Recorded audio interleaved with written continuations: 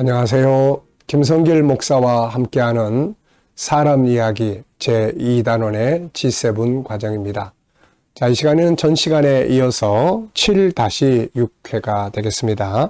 페이지로는 133쪽입니다. 요 책 EQ의 133쪽. 자, 지금 우리가 살펴보고 있는 내용은 우리의 감정을 건강하게 관리하기 위해서 장애 요인 중에 하나가 환경인데 그 환경을 잘 관리해야 된다.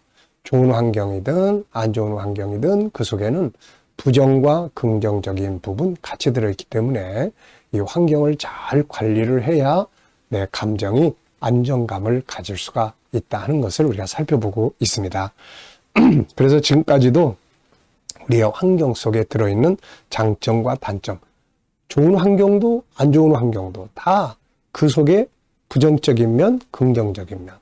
그래서 좋은 환경이라도 그 속에 있는 부정적인 걸 따라가면 실패하고, 안 좋은 환경이라도 그 속에 있는 긍정적인 부분을 따라가면 성공하게 되고, 이렇게 되는 거죠, 이게. 자, 그래서 여기서 조금 더 이제 환경 속에 들어있는 장점과 단점, 또 문제점도 역시 마찬가지다. 자, 그래서 모든 문제 속에는 단점만 있는 게 아니라 장점도 있다 하는 것을 여기서 정리를 또 한번 하겠습니다. 그래서 우리가 단점만 보는 자는 실패를 하고 장점을 보는 사람은 성공의 길로 갑니다. 인간관계도 단점만 보는 사람은 실패해요. 계속 지적하고, 그러니까 결국 깨지게 되고 되죠. 그렇게 되죠. 그런데 그 속에 들어있는 이 장점을 자꾸 찾아내는 사람, 그래도 이분한테는 이게 있어. 그래도 이분한테 이렇게 좋은 점이 있어. 이걸 계속 찾다 보면은 좋은 관계를 만들어 갈 수 있는 방법이 나오게 되는 거죠. 문제가 부딪혔을 때도 이 문제 속에는 부정적인 부분만 있는 게 아니라 긍정적인 부분도 들어있다. 그래서 긍정적인 부분을 찾고 그것을 발견하고 만들어내면은 문제가 문제로 끝나는 게 아니라 문제가 삶을 성공적으로 발전하게 만들어 주는 거죠. 자, 여기에 루아 커피 이야기를 좀 해놨어요. 우리가 먹는 커피 중에 제일 비싼 커피가 루아 커피라고 합니다. 한때 막 루아 커피가 사람들의 입에 많이 오르락내리락 그런데 이 커피를 만드는 과정을 보면 아주 재밌습니다. 자, 커피는 인도네시아어로, 이 코피는 인도네시아로 커피를 뜻하며 루악은 현지어로 말레이 사양 고양이를 뜻하는 단어다. 이 사양 고양이는 곤충, 소용, 포유류, 소용, 파충류, 새, 알, 및 갓깬 병아리, 몇몇 과일 등과 함께 먹이로 커피 열매를 섭취를 합니다. 커피 열매가 말레이 사양 고양이의 소화기관을 거치는 과정에서 외피와 과육이 제거되고 커피 원두만 남는데 위 속의 효소가 단백질을 분해하므로 커피의 향을 더해주는 역할을 하는 것으로 알려져 있습니다. 커피콩은 커피 열매의 안쪽 껍질로 쌓인 채 배설이 됩니다. 이런 과정을 거친 커피콩은 세척 과정을 거치고 커피의 복잡한 향미를 잃지 않을 수준에서 가볍게 볶아집니다. 예전에는 사양 고양이가 영역을 표시하기에 배설을 하는 특정 장소를 찾아 배설된 커피콩을 수집하곤 했습니다. 요즘에는 사양 고양이를 잡아서 커피 열매를 먹여 배설을 하게 하여 그 커피콩을 수확하는 방식을 취한다고 합니다. 배설물 속에 가장 비싼 커피콩이 들어있는 거죠.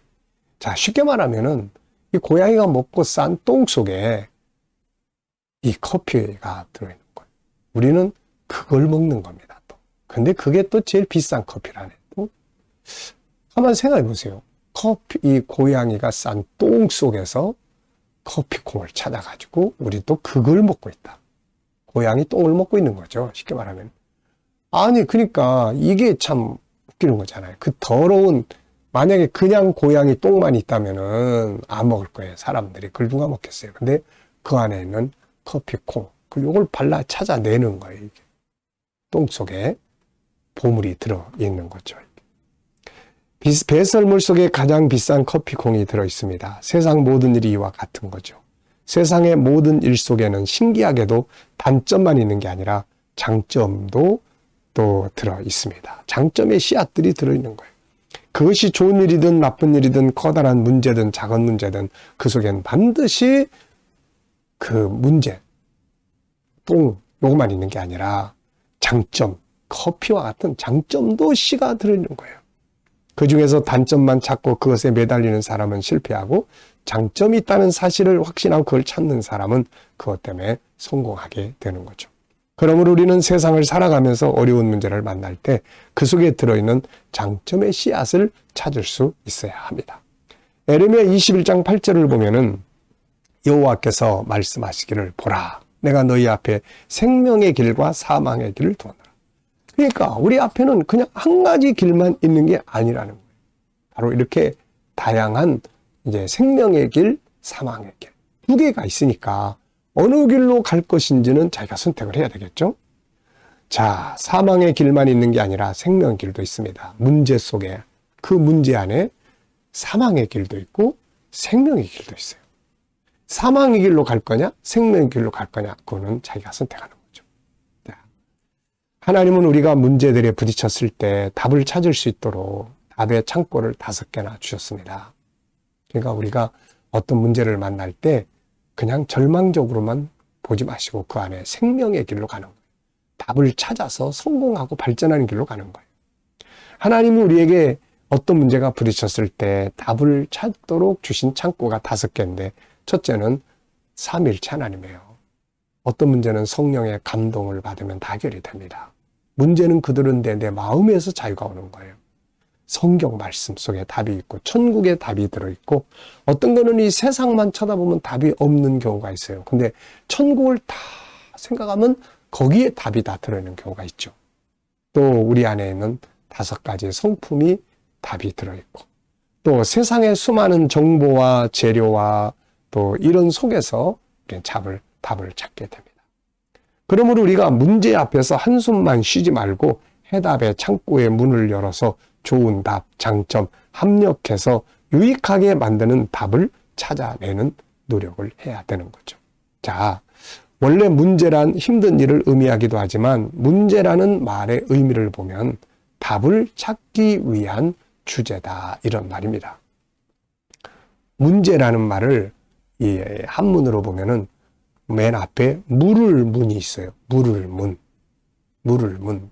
그러니까 문제는 큰 사건 이런 뜻이 아니고 물어야 돼. 뭘 묻느냐? 제자가 이마제, 볼제, 제목제.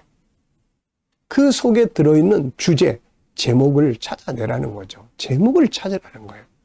해답을 요구하는 물음. 그러므로 문제가 발생했을 때 두려워 당황하지 말고 답을 찾으려고 하는데 마음을 두어야 합니다.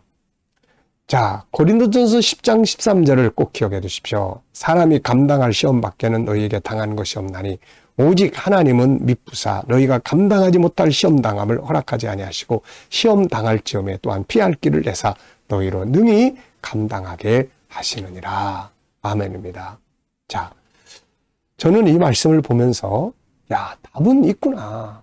길은 있구나. 피할 길이 있다. 이거를 저는 깨닫게 됐어요. 그래서 문제가 있으면 답도 있다는 거. 자, 136페이지로 넘어가 보시면 환경의 장애 요인을 제거하기 위한 방법이 하나, 둘, 셋, 넷, 다섯, 여섯, 일곱, 여덟, 9개가 쭉 소개되어 있습니다. 그래서 영성 강화하기, 그 다음에 분석과 질문, 컨설팅하기, 승리의 말씀을 묵상하기, 암송하기, 장점, 긍정의 요소를 찾아서 행동하기, 절망보다는 답을 찾기, 응용과 수용의 능력을 키우기, 소망을 갖고 시간을 기다리기, 5가지 성품, 재능을 사용하기, 질문하기, 승리자들을 배우기. 자, 이런 방법들을 가지면 우리가 문제를 풀어가고 안 좋은 환경을 좋은 환경으로 만들어갈 수 있어요. 한 번 더. 자, 영성 강화하기, 하나님의 뜻을 찾기, 컨설팅, 분석과 질문 능력 키우기, 승리의 말씀 암송 묵상하기, 장점 긍정의 요소 찾아 행동하기, 절망보다는 답을 찾기, 응용과 수용 능력 키우기, 소망 중에 시간 기다리기, 5가지 성품 사용하기, 질문하기, 승리자들을 배우기, 이렇게 되겠습니다. 자, 레몬을 레몬 주스로 실패 수용을 할 줄 알면 승리하게 된다. 레몬을 딱 받으면 시다고 막 원망할 게 아니라 그걸 주스를 만드는 거죠. 요즘 레몬 주스 얼마나 사람들이 인기가 좋습니까? 자, 그리고 분석을 잘 하시고 답을 찾으면 됩니다. 자, 이 시간 말씀은 여기서 마치겠습니다. 감사합니다.